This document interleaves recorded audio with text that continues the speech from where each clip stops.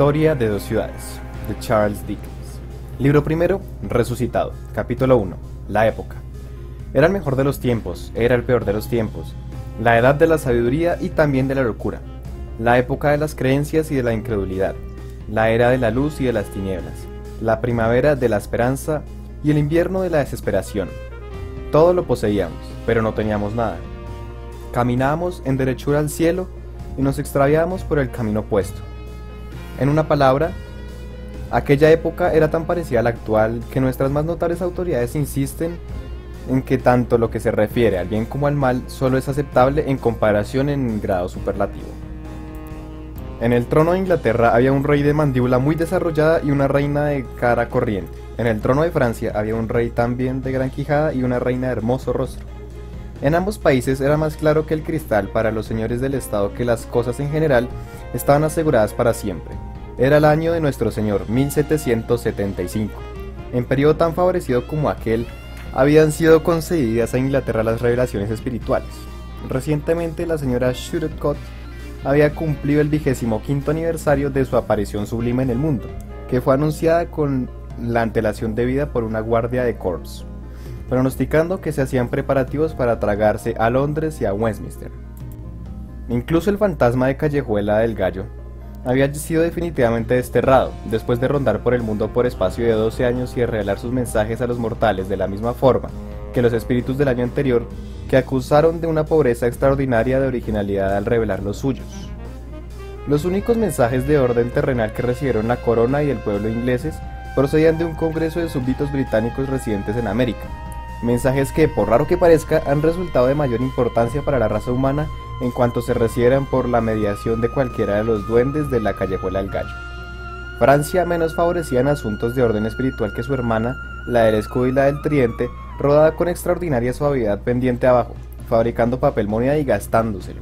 Bajo la dirección de sus pastores cristianos se entretenía, además, con distracciones tan humanitarias como sentenciar a un joven al que se le cortaran las manos, se le arrancara la lengua con tenazas y se lo quemaran vivo por el horrendo delito de no haberse arrodillado en un fango un día lluvioso para rendir el debido acatamiento a una procesión de frailes que pasó ante su vista, aunque a la distancia de 50 o 60 metros. Es muy probable que cuando aquel infeliz fue llevado al suplicio, el leñador destino hubiera marcado ya en los bosques de Francia y de Noruega unos añosos árboles que la sierra había de convertir en tablas para construir aquella plataforma movible, provista de su cesta y de su cuchilla que tan terrible fama había de alcanzar en la historia. Es también muy posible que en los rústicos cobertizos de algunos labradores de las tierras inmediatas a París estuvieran aquel día resguardadas del mal tiempo, groseras carretas llenas de fango, husmeadas por los cerdos y sirviendo de percha a las aves del corral, que el labriego muerte había elegido ya que fueran las carretas de la revolución. Bien es verdad que si el leñador y el labriego trabajaban incesantemente, su labor era silenciosa y ningún oído humano percibía sus quedos pasos. Tanto más cuento que más abrigar el temor de que aquellos estuvieran despiertos habría equilibrado a confesarse ateo y traidor. Apenas se había en Inglaterra un átomo de orden y de protección que justificara la jactancia nacional. La misma capital era por las noches teatro de robos a mano armada y de osados crímenes. Públicamente se avisaba a las familias que no salieron de la gran ciudad sin llevar ante sus mobiliarios a los guardamuebles, únicos sitios donde estaban seguros. El que por la noche ejercía de bandolero actuaba de día de honrado mercader en la City, y si alguna vez era reconocido por uno de los comerciantes a quienes asaltaba en su carácter de capitán, le disparaba atrevidamente un tiro en la cabeza para huir luego. La diligencia de correo fue atacada por 7 bandoleros, de los cuales mató a 3 el guardia, que luego a su vez murió a manos de los otros 4, a consecuencia de haber fallado sus municiones, y así la diligencia pudo ser robada tranquilamente. El magnífico alcalde mayor de Londres fue atracado en Turman Green por bandido que despojó al ilustre prócer por las barbas de su numerosa escolta. En las cárceles de Londres se libraban fieras batallas entre los presos y sus carceleros, y la majestad de la ley los arcabuceaba convenientemente. Los ladrones arrebataban las cruces de diamantes de los cuellos de los nobles señores en los mismos salones de la corte. Los mosqueteros penetraron en San Gil en busca de géneros de contrabando, pero la multitud hizo fuego contra los soldados, los cuales replicaron del mismo modo contra el populacho, sin que nadie se le ocurriese pensar que semejante suceso no era uno de los más corrientes y triviales. A todo esto el verdugo, que estaba siempre ocupadísimo, aunque sin ninguna utilidad, Tan pronto dejaba colgados grandes racimos tan criminales, como ahorcaba el sábado a un ladrón que el jueves anterior fue sorprendido al entrar en casa de un vecino, o quien quemaba en Newgate docenas de personas, o a la mañana siguiente centenares de folletos en la puerta de Westminster Hall, y que mataba hoy a un asesino atroz y mañana a un desgraciado ratero que quitó 6 peniques al hijo de un agricultor. Todas estas cosas y otras 1000 por el estilo ocurrían en el bendito año de 1775. Rodeados por ellas mientras el leñador y el labriego proseguían su lenta labor. Los dos personajes de grandes quijadas y las dos mujeres, una hermosa y otra insignificante, vivían complacidos y llevaban a punta de lanza sus divinos derechos. Así el año de 1775 conducía a sus grandezas y a las miradas de insignificantes seres, entre los cuales hallaban los que han de figurar en esta crónica a lo largo de los caminos que se abrían ante sus pasos. Capítulo 2. La diligencia. El camino que recorría el primero de los personajes de esta historia, la noche de un viernes de noviembre, era el de Dover. El viajero seguía a la diligencia mientras ésta avanzaba lentamente por la pendiente de la colina Shooter.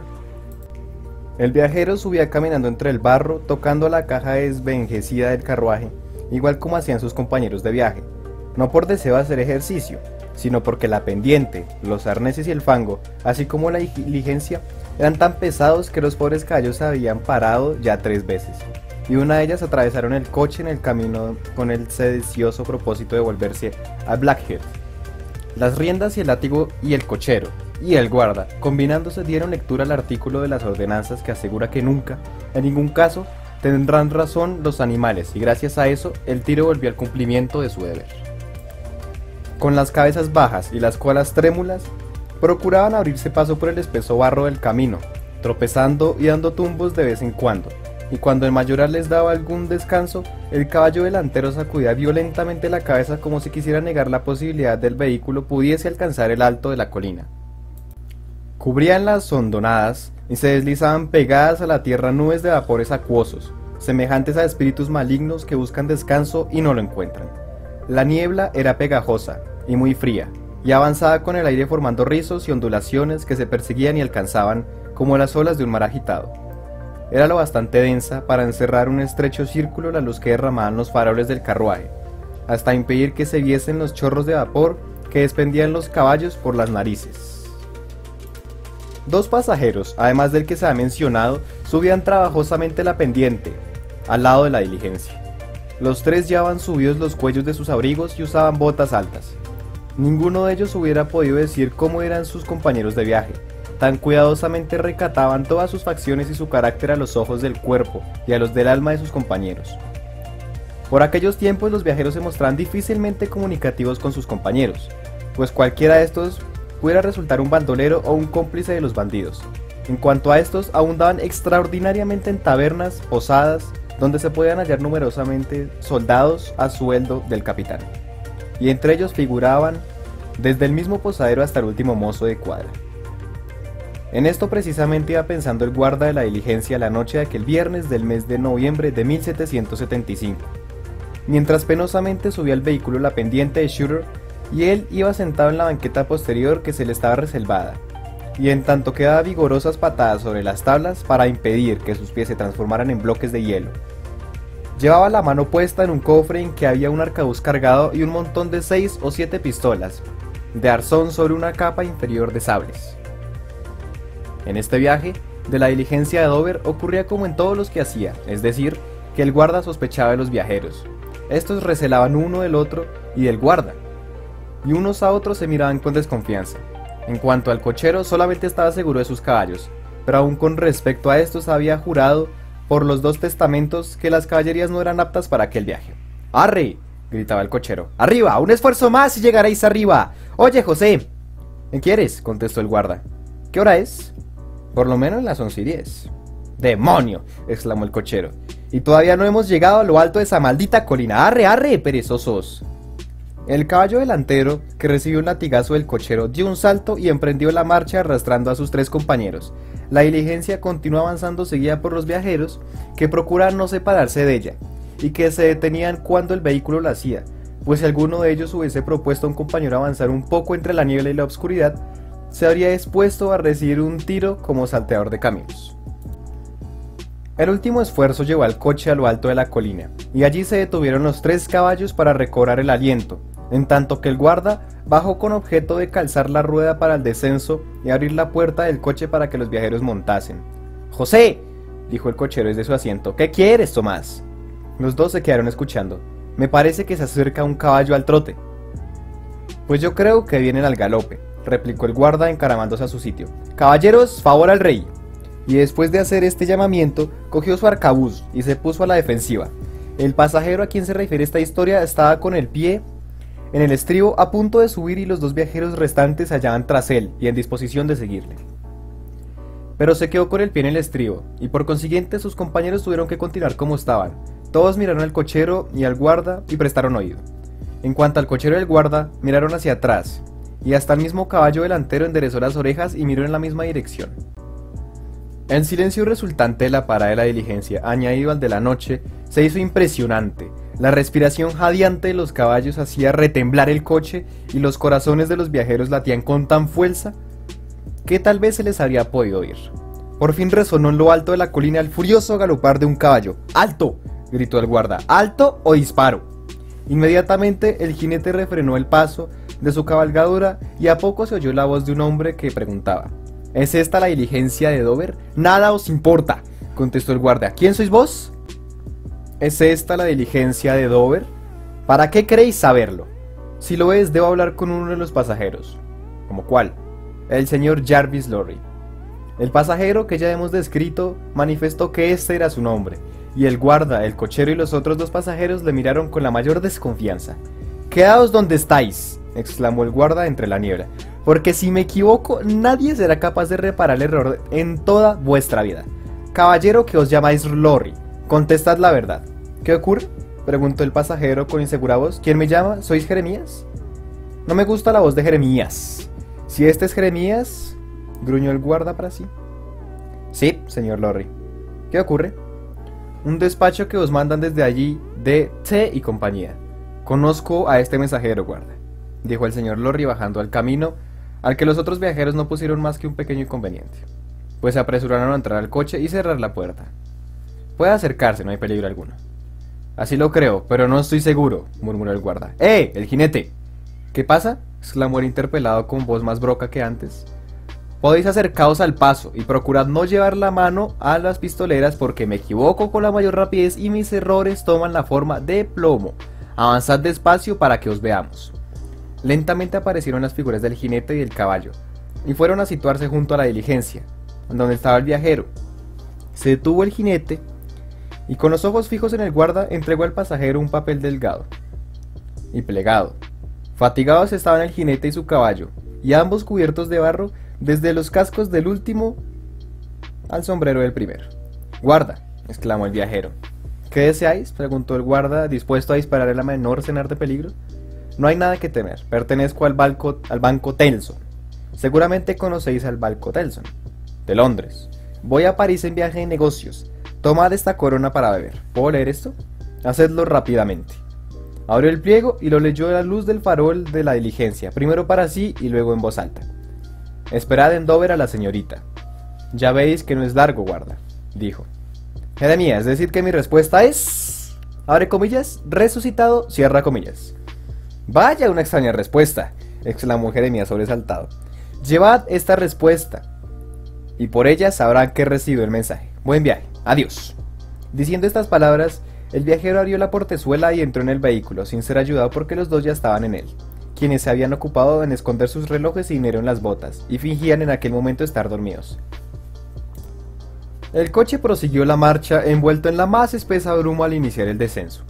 El guarda volvió a guardar en la caja el arcabuz, no sin mirar a las pistolas que colgaban del cinturón, y luego examinó una caja que estaba debajo de su asiento, en la que había algunas herramientas, un par de antorchas y una caja con pedernal y yesca para encender los faroles del carruaje, cosa que tenían que hacer varias veces de noche cuando les apagaba el viento, que lograba, si estaba de suerte, en cosa de 5 minutos. «Tomás», exclamó el guarda llamando al cochero. «¿Qué quieres, José? ¿Oíste el mensaje?». «Sí, ¿qué te parece?». «Nada, José». «Pues es una coincidencia», murmuró el guarda, «porque a mí me ocurre lo mismo». Jeremías, ya solo en la niebla y en la oscuridad, Echó pie a tierra, no solamente para descansar su caballo, sino que también para limpiarse el barro del rostro y secarse un poco el sombrero. Y cuando ya dejó de oír el ruido de las ruedas de la diligencia, emprendió el descenso de la colina. Después de galopar, Temple Bar, amiga, dijo a la yegua, no me fiaré de tus patas hasta que estemos en terreno llano. Resucitado. Resulta un mensaje muy raro. Y eso no lo entiende Jeremías. Y amigo Jeremías, si se pusiera de moda resucitar, tal vez te hubieras en serio un compromiso.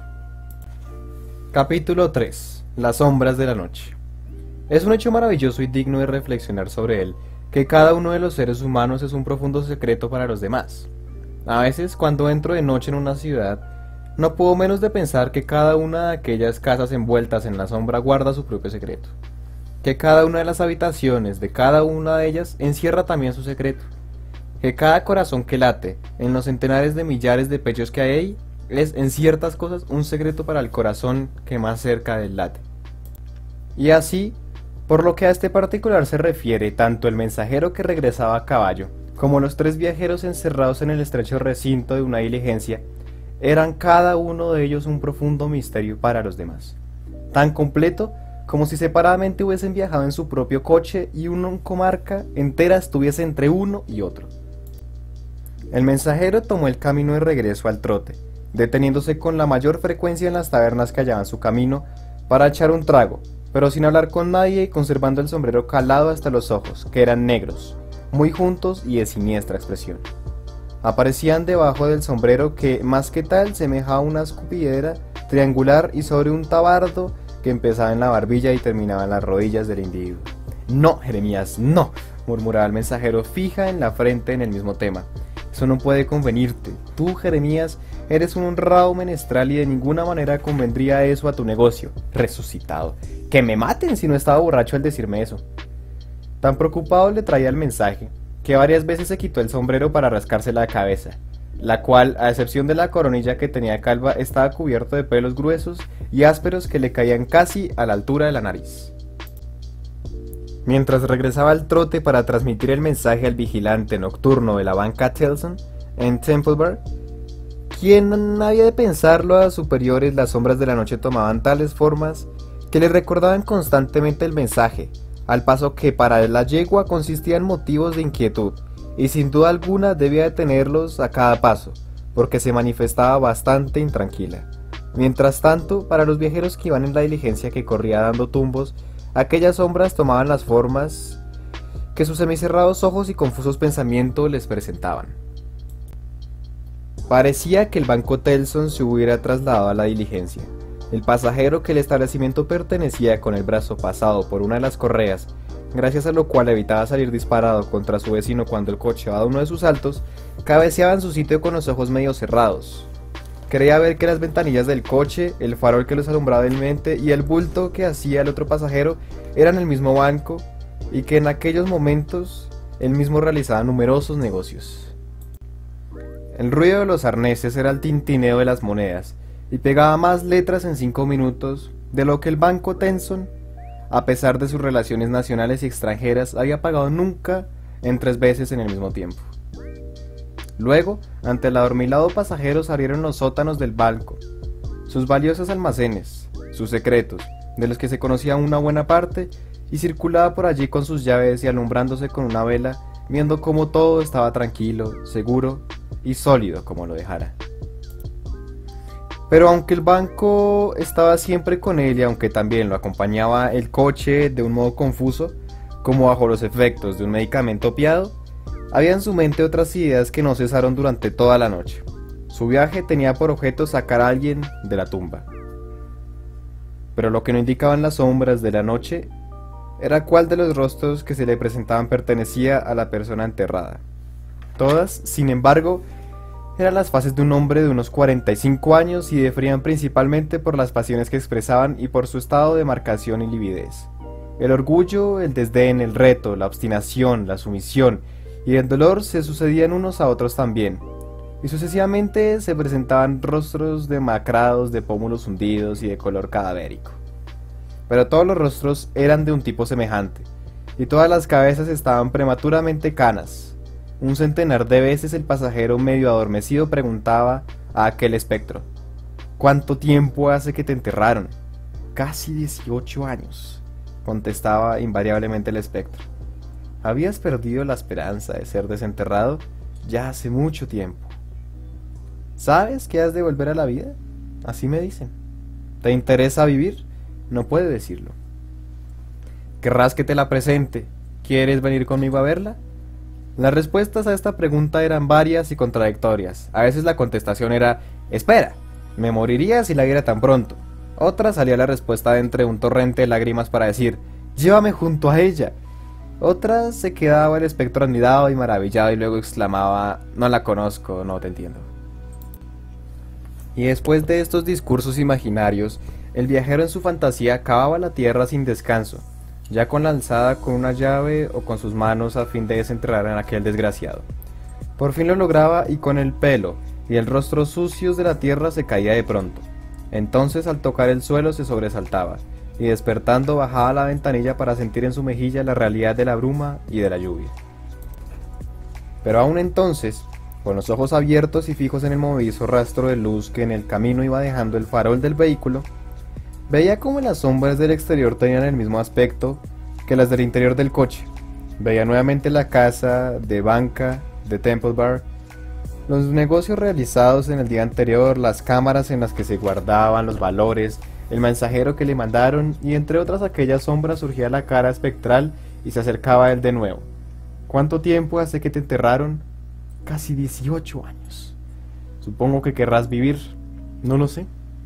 Y cavaba, hasta que el impaciente movimiento de uno de los pasajeros le indicó que cerrara la ventanilla. Entonces, con el brazo pasado por la correa, se fijó en las formas de aquellos dos dormidos, hasta que su mente perdió la facultad de fijarse en uno de ellos y de nuevo fantaseó acerca del banco y de la tumba. ¿Cuánto tiempo hace que te enterraron? Casi 18 años. ¿Habías perdido la esperanza de ser desenterrado? Hace mucho tiempo. Las palabras estaban aún en su oído, y tan claras como las más claras que oyera en su vida. Cuando el cansado viajero se despertó a la realidad del día y vio que se había alejado ya las sombras de la noche. Bajó la ventanilla y miró al exterior, al sol naciente. Había un surco y un arado abandonado la noche anterior al descundir sus caballos. Más allá vio un bosquecillo en el cual había muchas hojas amarillentas y rojizas. Y aunque la tierra estaba húmeda y fría, el cielo era claro, el sol nacía brillante, plácido y hermoso. ¡18 años! Exclamó el pasajero mirando al sol. ¡Dios mío! ¿Está reenterrado en vida durante 18 años? Capítulo 4. La preparación. Cuando la diligencia hubo llegado felizmente a Dover, a media mañana el mayordomo del hotel del Rey Jorge abrió la portezuela del coche. Como tenía por costumbre, lo hizo con la mayor ceremonia porque en un viaje en diligencia desde Londres, en invierno, era una hazaña digna de loa para aquel que la emprendiera. Pero en aquellos momentos no había más que un solo pasajero a quien felicitar, porque los dos restantes habían apeado de sus respectivos destinos. El interior de la diligencia, con su paja húmeda y sucia, su olor desagradable y su oscuridad, parecía más bien una perrera de gran tamaño, y el señor Lorry, el pasajero, sacudiéndose la paja que llenaba su traje en su sombrero y sus botas llenas de barro, parecía más bien un perro de gran tamaño. ¿Habrá mañana barco para Calais, mayordomo? Sí, señor, si continúa al buen tiempo y no arrecia el viento. La marca sube a las 2 de la tarde. ¿Quiere la cama, señor? No pienso acostarme hasta la noche, pero deseo una habitación y un barbero. ¿Y el almuerzo a continuación, señor? Perfectamente, por aquí, señor. La Concordia para este caballero, el equipaje de este caballero y agua caliente a la Concordia. Que vayan a quitar las botas del caballero a la Concordia. Allí encontrará el señor un buen fuego. Que vaya enseguida un barbero a la Concordia. El dormitorio llamado La Concordia se destinaba habitualmente al viajero de la diligencia y ofrecía la particularidad de que al entrar siempre parecía el mismo personaje, pues todos iban envueltos de pies a cabeza de igual manera. En cambio, a la salida era incontable la variedad de los personajes que se veían. Por consiguiente, otro criado, dos mozos, varias muchachas y la dueña se habían estacionado al paso del viajero entre la Concordia y el café cuando apareció un caballero de unos 60 años, vestido con un traje pardo en excelente uso y luciendo unos puños cuadrados, muy grandes y enormes carteras sobre los bolsillos y que se dirigía a almorzar. Aquella mañana el café no tenía otro ocupante que el caballero vestido de color pardo. Se le puso la mesa junto al fuego. Al sentarse quedó iluminado por el resplandor de las llamas y se quedó tan inmóvil como si quisiera que le hiciesen un retrato. Se quedó mirando tranquilamente a su alrededor, en tanto que resonaba en su bolsillo un enorme reloj. Tenía las piernas bien formadas y parecía envanecerse de ello, pues las medidas se ajustaban perfectamente a ellas y eran de excelente punto. En cuanto a los zapatos y a las hebillas, aunque de forma corriente, eran de buena calidad. Ajustada a la cabeza llevaba una peluca rizada, que más que de pelo parecía de seda o de cristal hilado. Su camisa, aunque no tan buena como las medias, era tan blanca como la cresta de las olas que rompían a la cercana playa. El rostro, habitualmente tranquilo y apacible, se animaba con un par de brillantes ojos que sin duda dieron mucho que hacer a su propietario en años juveniles para contenerlos y darle la expresión serena y tranquila propia de los que pertenecían a la banca Tellson. Tenía sano color en las mejillas y su rostro, aunque reservado, expresaba cierta ansiedad. Y como los que se sienten ante el pintor para que les haga el retrato, el señor Lorry acabó por dormirse. Le despertó la llegada del almuerzo y dijo al criado que le servía: «Deseo que preparen una habitación para la señorita que llegará hoy. Preguntará por el señor Jarvis Lorry, o tal vez solamente por un caballero del Banco Tellson. Cuando llegue, hacer el favor de avisarme». «Perfectamente, señor. Del Banco Tellson, de Londres, señor». «Sí». «Muy bien, señor. Tenemos el honor de alojar a los caballeros del Banco Tellson en sus viajes de ida y vuelta de Londres a París. Se viaja mucho en el Banco Tellson, señor». «Sí, somos una casa francesa y también inglesa». «Es verdad, pero vos, señor, no viajáis mucho». «En estos últimos años no. Han pasado ya 15 años desde que estuve en Francia por última vez». «¿De veras? Entonces no estaba yo aquí todavía. El hotel estaba en otras manos entonces». «Así lo creo». «En cambio, me atrevería a apostar que una casa como en Banco Tellson había venido prosperando no desde hace 15 años, sino tal vez desde hace 50. Podríais decir 150 sin alejaros de la verdad». «¿De veras?». Y abriendo a la vez la boca y los ojos al retirarse de la mesa, el criado se quedó contemplando al huésped mientras comía y bebía. Cuando el señor Lorry hubo terminado su almuerzo, se dirigió a la playa para dar un paseo. La pequeña e irregular ciudad de Dover quedaba oculta de la playa, y parecía esconder su cabeza en los acantilados calizos como su avestruz marina. La playa parecía un desierto lleno de piedras y escollos que la mar hacía lo que le venía en gana. Y lo que venía en gana era destruir, pues rugía y bramaba por doquier. Algunas personas, muy pocas, estaban entregadas a la pesca en la playa, pero en cambio por las noches eran numerosos los que frecuentaban aquel lugar mirando con ansiedad al mar, especialmente cuando subía la marca. Y algunos comerciantes que apenas realizaban operaciones ganaban de pronto enormes fortunas, y lo más notable era que nadie en la vecindad podía soportar siquiera un farolero. A medida que avanzaba la tarde y empezaban las sombras, se cubría el cielo de nubes y las ideas del señor Lorry aparecían oscuramente también. Cuando ya fue de noche y se sentó nuevamente ante el fuego en espera de la cena, su imaginación cavaba, cavaba y cavaba sin cesar, mientras distraídamente miraba los carbones encendidos. Una botella de clareta a la hora de la cena no perjudica a ningún cavador, y cuando ya el señor Lorry se disponía a beber el último vaso, resonó en el exterior un ruido de ruedas que avanzaba por la calle para entrar por fin en el patio de la casa. «Debe de ser la señorita», se dijo dejando sobre la mesa el vaso que iba a llevar a sus labios. Pocos minutos más tarde llegó el camarero a anunciarle que la señorita Manette acaba de llegar de Londres y que con el mayor gusto veía al caballero de la casa Tellson. El caballero se bebió el vaso de vino y después de ajustarse la peluca siguió al camarero, a la habitación de la señorita Manette. Esta era sombría y tétrica, pues sus paredes estaban tapizadas de color muy oscuro, tono que también tenían los muebles. Las tinieblas de la estancia eran tan densas que al principio el señor Lorry no creyó que allí estuviera la señorita a quien debía ver, hasta que la divisó ante él, junto al fuego y débilmente alumbrada por dos velas. La joven parecía no tener más de 17 años, tenía el rostro muy lindo, los cabellos dorados, unos hermosos ojos azules y la frente despejada e inteligente, y cuando el caballero fijó sus ojos en ella, pareció recordar a la niñita a quien llevara en sus brazos muchos años antes, en un viaje a través de aquel mismo canal. Pero la imagen mental que acudiera a su memoria se desvaneció enseguida y el caballero se inclinó ante la señorita. «Tened la bondad de sentaros, caballero», exclamó ella con voz armoniosa y de ligero acento extranjero. «Os beso la mano, señorita». exclamó el señor Lorry haciendo nueva reverencia y sentándose en el lugar que le indicaran.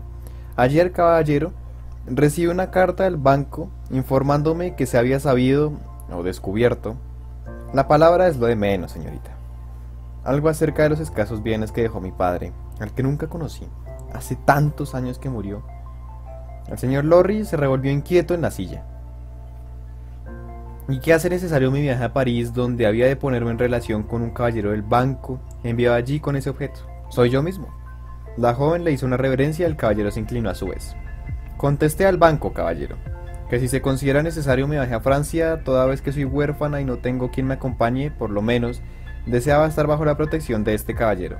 Según supe, él había salido ya de Londres, pero creo que le mandaron un mensajero para rogarle que me esperase. Me considero feliz de haber sido honrado con el encargo y más me complacerá llevarlo a cabo. Os doy las gracias, caballero, contestó la joven. Os estoy muy agradecida. Me anunciaron en el banco que el caballero me explicará todos los detalles del asunto y que debo prepararme para oír noticias sorprendentes. Desde luego que he hecho todo lo posible para prepararme y os aseguro que siento deseos de saber de qué se trata. Naturalmente, contestó el señor Lorry. Yo... Después de una ligera pausa, añadió ajustándose su mejor peluca.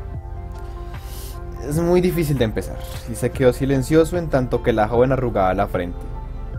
¿No os habremos visto antes, caballero?, preguntó la joven. ¿Lo creéis así?, exclamó sonriendo el señor Lorry. Ella permaneció silenciosa, sin contestar, y el caballero añadió: en vuestra patria de adopción, señorita, supongo que desearéis que os trate como si fueseis inglesa. Como gustéis, caballero. Señorita Manette, yo soy un hombre de negocios y con respecto a vos se llevará a cabo un negocio. Cuando oigáis de mis labios lo que voy a decir, tened la bondad de no ver en mí otra cosa que una máquina que habla, porque en realidad no seré otra cosa. Con vuestro permiso, pues, voy a referiros ahora, señorita, la historia de nuestros clientes. ¿Una historia? Sí, señorita. Uno de nuestros clientes. En nuestros negocios bancarios llamamos clientes a todas nuestras relaciones. Se trata de un caballero francés, un hombre de ciencia, de grandes dotes intelectuales, un doctor. ¿De Beauvais? Sí, señorita, precisamente de Beauvais. Como el doctor Manette, vuestro padre. Este caballero era de Beauvais. Y también como el señor Manette, vuestro padre, el caballero era cuestión muy conocido en París. Tuve el honor de conocerlo allí. Nuestras relaciones eran puramente comerciales, aunque de carácter confidencial. En aquel tiempo estaba yo en nuestra casa francesa y ello hace, por lo menos 20 años. En aquel tiempo, ¿puedo preguntar qué tiempo era? Hablo, señorita, de 20 años atrás. Se casó con una ama inglesa y yo era uno de sus fideicomisarios. Sus asuntos, como los de muchos otros caballeros franceses, estaban por completo en manos del Banco Tellson. De la misma manera soy y he sido fideicomisario de veintenas de nuestros clientes. Estas son relaciones de negocio, señorita. No hay en ellas amistad alguna, interés particular, ni nada que se parezca a sentimiento. En el curso de mi vida comercial he pasado de uno a otro de la misma manera como durante el día paso de un cliente a otro. En una palabra, no tengo sentimientos. Soy una máquina y nada más. Y continuando mi relación, pero caballero, me estáis refiriendo la historia de mi padre y ahora se me ocurre que cuando murió mi madre, que solamente sobrevivió a mi padre 2 años, vos fuisteis quien me llevó a Inglaterra. Estoy casi segura de ello. El señor Lorry tomó la manecita que avanzaba hacia él y respetuosamente la llevó a los labios. Luego, tras arrellanarse en su silla, añadió: sí, señorita, fui yo. Y eso os convencerá de que realmente no tengo sentimientos y que todas mis relaciones con los clientes son puramente de negocios. Desde entonces habéis sido la pupila del Banco Tellson, y yo no he procurado siquiera veros de nuevo, ocupado como estaba en otros asuntos. Sentimentalismos, no tengo tiempo para ello, pues me paso la vida ocupado en mover inmensas sumas de dinero. El señor Lorry volvió a alisarse la peluca, por más de que no era necesario, y continuó: así pues, señorita, lo que acabo de referir es la historia de vuestro padre, pero ahora vienen las diferencias. Si vuestro padre no hubiera muerto cuando murió, no os asustéis. En efecto, la joven se habría sobresaltado. Os ruego, prosiguió el señor Lorry, que moderéis vuestra agitación. Aquí no se trata más que de negocios, como iba diciendo. Pero la mirada de la joven lo descompuso de tal manera que tartamudeó prosiguiendo: como iba diciendo, si el señor Manette no hubiese muerto y si en vez de morir hubiese desaparecido silenciosa y misteriosamente, si no hubiera sido muy difícil adivinar a qué temible lugar había podido parar, si no hubiese existido algún compatriota suyo tan temible que resultara peligroso hablar, aún en voz baja, de vuestro padre, es decir, sin correr el peligro de verse encerrado para siempre más que en una olvidada prisión, si su esposa hubiera implorado al mismo rey, de la reina, de la corte y hasta de las mismas autoridades eclesiásticas, que le dieran noticias del desaparecido, aunque siempre en vano, entonces la historia de vuestro padre habría sido siempre la misma en ese desafortunado caballero, el doctor de Beauvais. Continuad, caballero, os lo ruego. Voy a proseguir, pero ¿no os faltará valor? Cualquier cosa es preferible a la incertidumbre en que me habéis dejado. Habláis con calma y seguramente estáis ya tranquila. Así me gusta, añadió, aunque su actitud parecía menos complacida que sus palabras. Se trata solamente de un negocio que hay que llevar a cabo. Ahora bien, si la esposa del doctor, aunque era una dama de gran valor y muy animosa, sufrió tanto por esta causa y antes de que naciera su hijo, no fue su hijo, caballero, sino una niña. Bien, una niña. Esto no altera el negocio. Así pues, señorita, la pobre dama sufrió tanto antes de nacer su hija, que se reveló a ahorrarle la herencia del dolor que ella había sufrido, y le hizo creer que su padre había muerto. No, no os arrodilléis. ¿Por qué os arrodilléis? Para suplicaros que me digáis la verdad. Oh caballero, compadeceos de mí, decidme la verdad. Ya lo haré. Pero esto no es más que un negocio. Me aturrulláis y no podré seguir. Si por ejemplo me decís cuánto suman 9 veces 9 peniques a los chelines que hay en 20 guinas, ¿me dejaréis más tranquilo? Sin contestar a esta pregunta, la joven hizo un esfuerzo para dominarse y, advirtiéndolo, sus interlocutores exclamó: bien, perfectamente, cobrad ánimo. Se trata solamente de un negocio y de un buen negocio. Señorita Manette, vuestra madre tomó la resolución que he indicado y cuando murió con el corazón destrozado por el dolor y sin haber dejado ni un momento de hacer indagaciones con respecto a vuestro padre, os dejó a los 2 años en edad de camino de crecer hermosa, feliz y sin penas, y libre de la oscura nube que habría respetado para vos la incertidumbre de no saber si vuestro padre continuaba encerrado en un calabozo y seguía sufriendo las torturas de estar enterrado en vida. Miró compasivo a los dorados cabellos de la joven como si hubiese temido verlos con algunas hebras de plata. Ya sabéis que vuestros padres no tenían gran fortuna, añadió, y que cuanto poseían fue debidamente asegurado en favor de vuestra madre y de vos misma. No se han hecho vuestros descubrimientos de dinero, pero se detuvo sin valor para continuar, y después de ligera pausa añadió: pero él, en cambio, ha sido encontrado. Vive, muy cambiado probablemente y convertido en una ruina, pero debemos tener esperanzas de algo mejor. Lo esencial es que vive. Vuestro padre ha sido llevado a la casa de un antiguo criado en París, y allí vamos a dirigirnos. Yo para identificarle si me es posible, y vos para devolverlo a la vida, al amor, al deber, al descanso y al bienestar. La joven se estremeció y luego en voz baja exclamó: voy a ver su espectro. Será su espectro, pero no él. El señor Lorry acarició las manos de la joven y dijo: tranquilizaos, señorita, ahora ya conocéis todo lo bueno y todo lo malo. Vamos al encuentro del desdichado caballero y después de un feliz viaje por mar y tierra os encontraréis a su lado. La joven en el mismo tono de voz exclamó: yo he sido feliz y he gozado de libertad y nunca me ha perseguido su fantasma. He de deciros algo más, prosiguió el señor Lorry tratando de fijar la atención en la joven. Cuando la encontraron llevaba otro nombre, pues el suyo o se olvidó o alguien tuvo interés en que permaneciera ignorado. No hay por qué tratar ahora de averiguarlo, ni tampoco hay razón para indagar él, porque durante tantos años estuvo preso, ya porque se olvidaran de él o porque quisieran tenerlo encerrado hasta su muerte. Estas indagaciones serían peligrosas. Es mejor no hablar de nada de eso, por lo menos mientras estemos en Francia. Yo mismo, aunque soy súbdito inglés y empleado en Banco Telson, con toda la importancia que en Francia bien tiene la casa, evito hablar del asunto y no llevo conmigo ni un papel que a ello se refiera. Todos los poderes que me acreditan para resolver este asunto se comprenden tan solo en una palabra: resucitado, lo cual no significa nada. Pero, ¿qué es esto? La pobrecilla no me oye siquiera. ¡Señorita Manette! La joven estaba quieta, inmóvil y silenciosa, privada de ese sentido, con los ojos abiertos y fijos en él, como si fuese una estatua. El caballero no se atrevió a tocarla, temiendo hacerle daño, pero se apresuró a gritar pidiendo socorro. Apareció una mujer de aspecto bravío y el señor Lorry observó que era roja de cabeza hasta los pies, pues rojo era su gorro, rojos sus cabellos y rostro, y su vestido también eran rojos. Entró corriendo en la estancia, procediendo a los criados de la posada, y sin pensarlo gran cosa dio un empujón al caballero mandándole a la pared más cercano. Eso no es una mujer, pensó el señor Lorry, más bien parece un hombre. ¿Qué hacéis ahí mirando?, exclamó aquella mujer dirigiéndose a las criadas. ¿Por qué no vais en busca de lo necesario en vez de quedaros mirándose así? Traedme enseguida sales, que agua iría y vinagre. Y en cuanto a vos, añadió dirigiéndose al señor Lorry, no podíais decirle todo sin asustarla, ¿no? Mirad cómo la habéis dejado, pálida como una muerta y sin sentido. A eso llamáis ser banquero. El señor Lorry no supo qué contestar y se quedó humildemente junto a la pared, sin atreverse casi a mirar, y la mujer tomó los remedios que habían traído los criados, ordenándoles luego que se marchaban si no querían que les dijese algo desagradable. Espero que pronto recobrará el sentido, observó el señor Lorry. No por lo que hayáis hecho, contestó la mujer. Pobrecilla mía.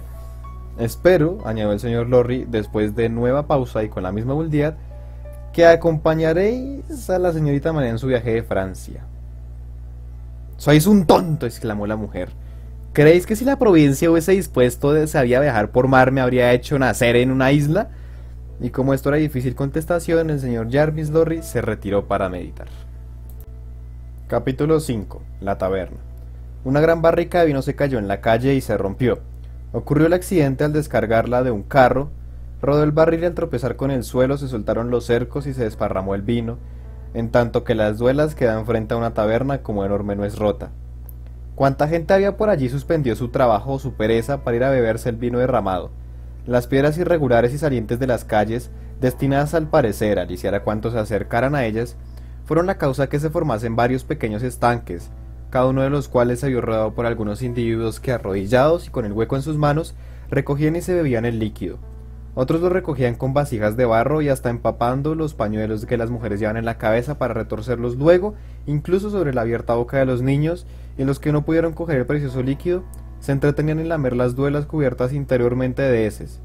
Y tanto fue el afán de todos para que no se escapara una sola gota de líquido, y tanto barro tragaron al mismo tiempo que ingerían el vino, que la calle quedó limpísima, como si por allí hubieran pasado los barrenderos, si por milagro hubieran aparecido estos personajes desconocidos en aquella época. Mientras duró el vino, hubo la mayor alegría en la calle, pero en cuanto no quedó una gota, cesaron como por ensalmo las manifestaciones de júbilo. Todos volvieron a sus ocupaciones y los cabricos rostros que salieran de las oscuras cuevas desaparecieron nuevamente en ellas. Como el vino derramado era rojo, tiró en el suelo de la estrecha calleja el vino de San Antonio de París. Había manchado también muchas manos y muchos rostros, y los que se entretuvieron en lamer las duelas quedaron con manchas rojas en torno a la boca, como tigres ahitos de carne. Y estaba un bromista que con los dedos bañados en barro rojizo escribió en la pared la palabra sangre. Día llegaría en que este vino fuera también derramado por las calles y cuyo color rojo manchara asimismo a muchos de los que allí estaban. Nuevamente la calle volvió a su estado habitual, de que saliera un momento y quedó triste, fría, sucia, llena de enfermedades y de miseria, de ignorancia y de hambre. En todas partes habían pobres individuos envejecidos, debilitados y hambrientos. Los niños tenían caras de viejo y hablaban con gravedad. El hambre reinaba en el barrio como dueña y señora. Sus manifestaciones se advertían por doquier. Las calles eran tortuosas y estrechas, amén de sucias como muladares, y las casas de que se componían estaban habitadas por gente sumida en la más negra miseria. Mas aún a pesar de todo no faltaban ojos brillantes, labios contraídos y frentes arrugadas. En las mismas tiendas se advertía también la necesidad general, pues en las carnicerías se veían tan solo piltrafas de carne y en las panaderías panes pequeños y groseros. Los concurrentes a las tabernas bebían sus minúsculos vasos de vino, de cerveza, y se hablaban confidencialmente. Nada estaba allí representado en estado floreciente, a excepción de las armerías y las tiendas que se vendían herramientas. Los instrumentos o armas de acero eran brillantes, estaban afilados y en abundancia. La calle de piso desigual carecía de aceras y estaba llena de baches. Los faroles a grandes intervalos colgaban de cuerdas que atravesaban de un lado a otro de la calle, y por las noches apenas bastaban para disipar las sombras. La taberna ante la cual se rompió el barril estaba en un rincón de la calle y tenía mejor aspecto que los demás establecimientos. El tabernero contempló la lucha por beberse el vino derramado sin importársele gran cosa, porque como el estropicio fue causado por los que descargaban el vino, de su cuenta corría proporcionalmente otro barril. De pronto sus ojos sorprendieron al bromista que escribía en la pared y con los dedos, y se acercó airado a él, borrando con las manos la terrible palabra que el otro trazara. El tabernero era un hombre de aspecto marcial, de un cuello de toro y de unos 30 años. Debía de ser ardiente temperamento, porque a pesar de que el día era muy frío, llevaba la chaqueta colgada del hombro y las mangas de la camisa remangadas hasta el codo. La cabeza estaba cubierta solamente por su cabello negro y rizado. Por lo demás era moreno, tenía buenos ojos y la mirada decidida. Parecía de buen humor, pero de carácter implacable, resuelto y de firme voluntad. La señora Defarge, su esposa, estaba sentada en la tienda, detrás del mostrador, cuando aquel entró. Era una mujer corpulenta, de la misma edad que su marido, con ojos observadores que no parecían fijarse en nada, de manos grandes, adoradas por sortijas, rostro de facciones enérgicas y expresión de perfecta compostura. Parecía muy friolera, y estaba envuelta en pieles, incluso la cabeza, porque dejando al descubierto los pendientes tenía delante su labor de calceta, pero la había dejado a un lado para limpiarse los dientes con una astillita. Así ocupada, la señora Defarge no dijo nada al entrar su marido, sino que se limitó a toser ligeramente, y esto unido a un leve movimiento de sus cejas. Indicó a su esposo la conveniencia de vigilar a sus clientes, pues entre ellos encontraría alguno que le había entrado mientras él estaba en la calle. En efecto, el tabernero descubrió muy pronto a un caballero de alguna edad, acompañado de una señorita que estaban sentados en un rincón. Otros clientes estaban allí jugando, y mientras el tabernero pasaba por detrás del mostrador observó que el caballero decía refiriéndose a él: «Este es nuestro hombre». Diciéndose que no los conocía, el tabernero se detuvo para hablar con los 3 parroquianos que bebían junto al mostrador. «¿Cómo va Jaime?», preguntó uno al tabernero. «¿Ya se han bebido todo el vino derramado?». «Hasta la última gota, Jaime», contestó el señor Defarge. En cuanto hubieron hecho un intercambio de su nombre, la señora Defarge tosió de nuevo y arqueó nuevamente las cejas. «Pocas veces», observó el segundo de los 3 dirigiéndose al señor Defarge, «tienen ocasión esas bestias de probar el gusto del vino ni otra cosa que no sea el pan negro y la muerte. ¿No es así, Jaime?». «Tienes razón, Jaime», replicó el señor Defarge. Después de este segundo intercambio en nombre de pila, la señora Defarge tosió otra vez y nuevamente arqueó las cejas. El último de los 3 dejó el vaso vacío y se limpió los labios diciendo: «Esos pobres animales tienen siempre en la boca otro sabor muy amargo y una vida muy dura, Jaime. ¿No digo bien?». «Tienes razón, Jaime», contestó el señor Defarge. En aquel momento, después de ese tercer intercambio en nombre de pila, la señora Defarge dejó el mondadientes, arqueó las cejas y se revolvió en su asiento. «Es verdad», murmuró su marido. «Señores, mi mujer». Los 3 parroquianos se descubrieron ante la señora Defarge y le hicieron una reverencia, a la que ella contestó inclinando la cabeza y examinándolos rápidamente. Luego miró indiferentemente hacia la taberna y reanudó su labor de calceta. «Señores», dijo su marido, que la había observado con la mayor atención, «la habitación amueblada que deseabais ver está en el 5.º piso. La escalera parte del patio a la izquierda. Pero ahora recuerdo que uno de vosotros ya la conoce y puede guiar a los demás. Adiós, señores». Ellos pagaron el vino que habían bebido y salieron, y mientras el tabernero observaba a su mujer, el caballero de alguna edad avanzaba desde su rincón y manifestaba deseos de hablar a solas con el tabernero. «Con el mayor gusto, señor», Defarge llevándolo hacia la puerta, contestó. La conferencia fue muy corta, pero de efectos decisivos. Casi a la primera palabra el tabernero se sobresaltó y manifestó la mayor atención. No había transcurrido un minuto cuando hizo una señal afirmativa y salió a la calle. Entonces el caballero llamó a la joven con la mano y los 2 salieron también. La señora Defarge seguía haciendo la calceta y no vio nada. El señor Jarvis Lorry y la señorita Manette salieron así de la taberna y alcanzaron al tabernero ante la escalera a la que mandó a los 3 parroquianos. En la oscura entrada de la negra escalera, el tabernero hincó una rodilla y llevó a sus labios la mano de la hija de su antiguo amo. Era una delicadeza, pero realizada de manera que nada tenía dedicada. En pocos segundos sufrió una gran transformación, pues en su rostro ya no había expresión alguna de buen humor ni de franqueza, sino una reserva, de cólera y de hombre peligroso. «Está bastante alto», dijo sinceramente el señor Lorry. «¿Está solo?», murmuró este. «¿Quién queréis que esté con él?», exclamó el tabernero. «¿Está siempre solo?». «Sí». «¿Por su deseo?». «Por su necesidad». Tal como estaba cuando le vi, me preguntaron si quería tenerlo en casa, así estaba. «¿Está muy cambiado?». «¡Cambiado!». El tabernero dio un puñetazo a la pared y profirió una blasfemia, lo cual fue más elocuente para el señor Lorry que una respuesta clara. Penoso sería subir la escalera de una casa vieja de París en nuestros tiempos, pero entonces lo era todavía más. En cada uno de los rellanos había un montón de basura depositado por los vecinos, y aquella masa en descomposición viciaba de tal manera el ambiente que apenas se podía respirar. El señor Lorry tuvo que detenerse 2 veces junto a unas ventanas provistas de rejas que daban salida al metífico ambiente. Mas por fin llegaron a lo alto y el tabernero que los procedía sacó una llave del bolsillo. ¿Está cerrado con llave?, preguntó el señor Lorry. Sí, contestó el de Farge lentamente. ¿Creéis necesario tener tan recluido a este pobre caballero? Considero necesario abrir con llave. ¿Por qué? Porque ha vivido tanto tiempo encerrado que asustaría de muerte si esta puerta quedara abierta. ¿Es posible? Así es. Tal diálogo tuvo lugar en voz tan baja que ni una de estas palabras llegó a oídos de la joven, que estaba temblorosa de emoción y su rostro expresaba tal terror que el señor Lorry creyó necesario dirigirle algunas palabras para darle ánimo. ¡Valor, querida señorita, valor! Lo peor habrá pasado dentro de un momento. Una vez hayamos pasado esta puerta, luego empezará todo el bien que le lleváis y toda la dicha que le ofrecéis al desgraciado. Nuestro buen amigo de Farge nos ayudará. ¡Vamos! Al doblar una de las vueltas de la escalera, hallaron a 3 hombres que estaban ante una puerta y mirando por el ojo de la llave. Al oír los pasos de los que subían, volvieron la cabeza y mostraron ser los 3 parroquianos del mismo nombre que habían estado bebiendo en la taberna. Me olvidé de ellos con la sorpresa de vuestra visita, explicó el señor de Farge. Dejadnos, amigos, tenemos que hacer.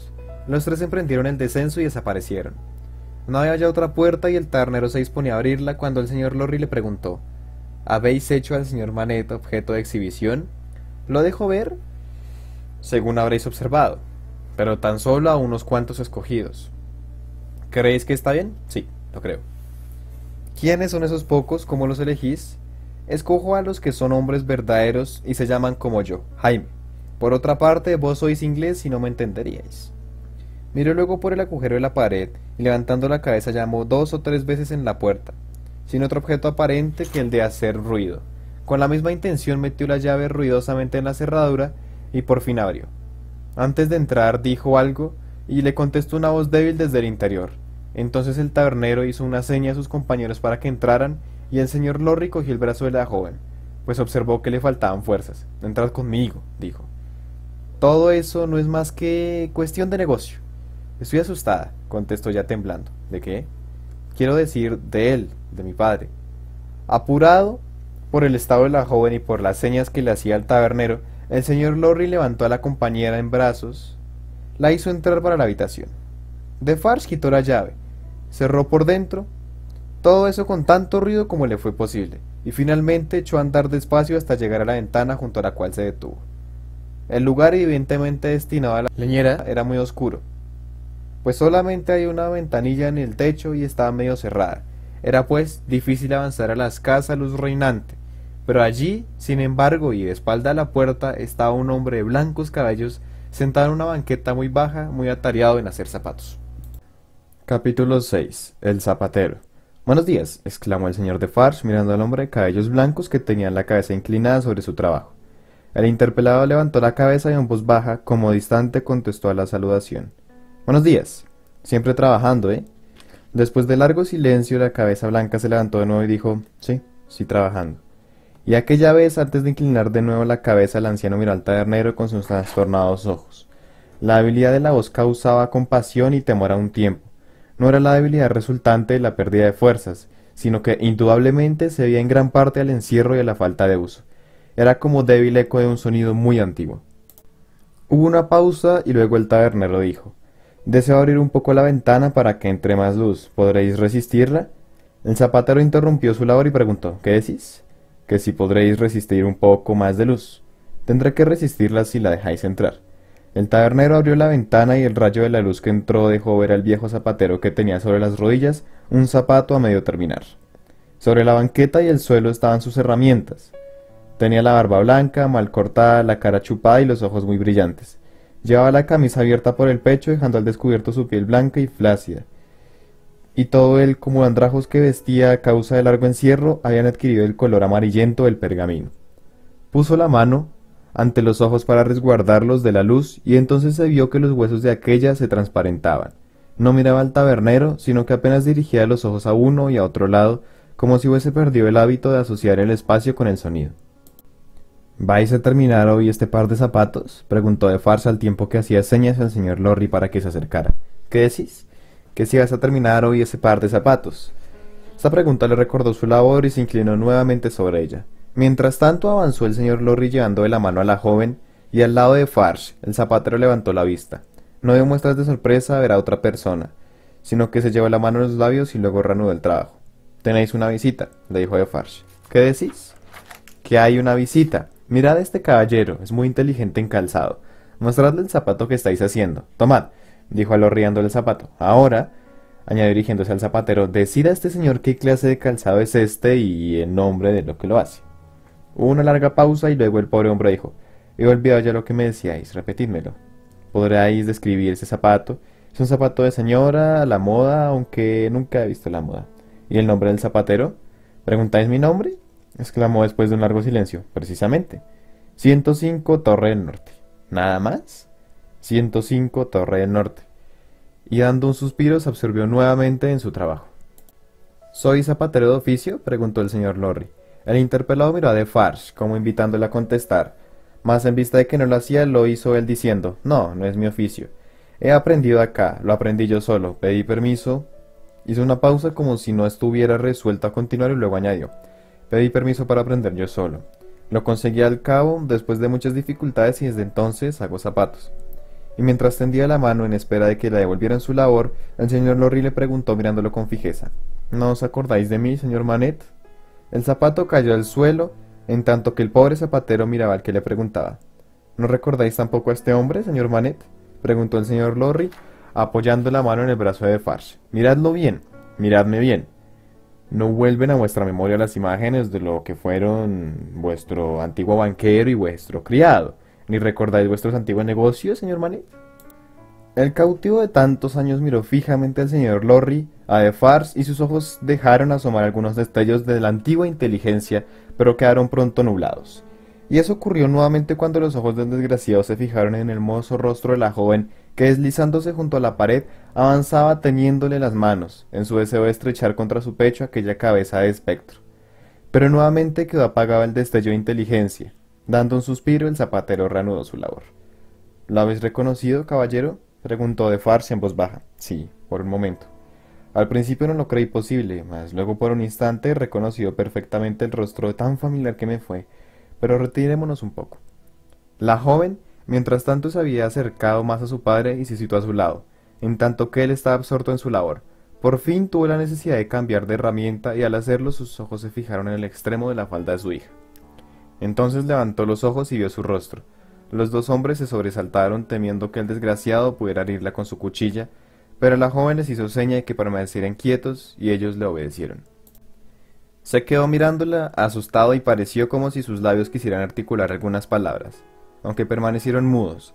Luego, tras unos momentos en que su respiración fue jadeante por la emoción que sentía, exclamó: «¿Qué es esto?». La joven llevó sus propias manos a los labios y seguidamente cruzó los brazos sobre el pecho, como si en él se apoyara la querida cabeza del anciano. «¿No eres la hija del carcelero?», preguntó él. «No», contestó la joven dando un suspiro. «¿Quién sois, pues?». Sin atreverse a contestar, la joven se sentó en la banqueta al lado de su padre, el cual retrocedió, pero ella le puso la mano sobre el brazo.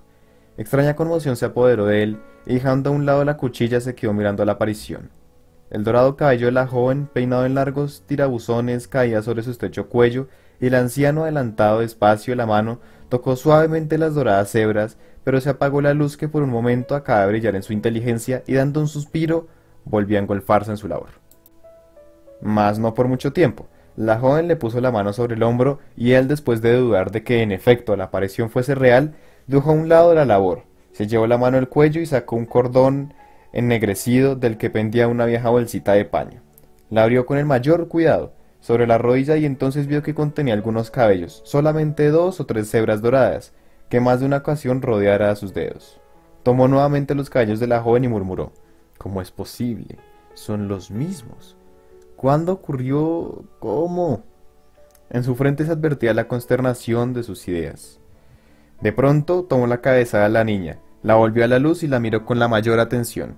Aquella noche en que me llamaron, ella apoyó la cabeza en mi hombro. Tenía miedo de que saliera, aunque yo no temía nada. Y cuando me encerraron en la Torre del Norte, me encontraron esto escondido en la manga. ¿Me dejáis que lo conserve? No puede ayudarme a facilitar la fuga de mi cuerpo, pero permitirá que mi espíritu pueda marcharse. Les dije estas mismas palabras, me acuerdo perfectamente. Estas palabras las formó varias veces en sus labios antes de poder pronunciarlas, mas cuando las emitió lo hizo de un modo coherente, aunque despacio.